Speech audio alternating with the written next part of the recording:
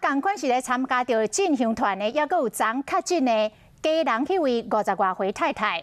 这嘛无怪进香团为着病毒的风险会遮尔啊悬，因为你从这个一路上坐这个游览车，大家伫咧车顶唱歌开讲，拢伫一个封闭的空间内底。第二，大家是伫同一桌来食饭。第三，困总铺，12个人困伫咧同一间房间，这拢真有可能会造成着传染。另外，家人这位太太平常时也是摆摊在做生意，伫咧收钱找钱的中间，恐惊嘛会甲病毒传出去。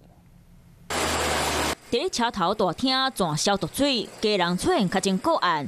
按1217，50多岁查某人平常时靠摆摊趁食，为5月初2开始出现发烧、加烧的症头。不过小林煞去社区附近诊所访看，到第5摆才确诊。期间伊阁去南部挂香。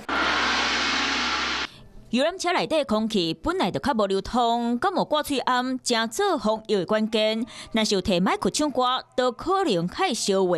一定是有人没有戴口罩，而且唱歌者如果他有唱歌的话，可能戴口罩就会更小了。那因为我们在密闭的空间，因为游览车是一个密闭的空间啊，空气一定会循环的。循环当中，它只要有点小小的一些微粒化，去可能会有不明的人就会接触到。查某人去挂香的庙的，嘛随便扫消毒。高雄市府嘛派人来到现场帮忙。不过伫咧路口共道食饭的时阵，无记帮查咧，喙烂泡嘛可能会烧话。12个人住伫咧同一间房间，困的时阵会较无代志，喙烂泡传染的可能性降低。不过若是有人酷扫会讲，住共房的人就真危险啊。睡觉的时候一般来讲是不太会有说打喷嚏或口水的问题了哈，所以空气里面会不会藉由空气里面传染，这种机会基本上很小。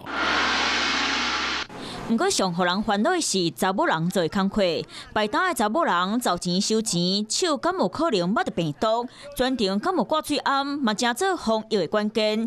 疫情即马看起来愈来愈严重，各单位批拢变啊真严，民众嘛爱加注意防疫的工课。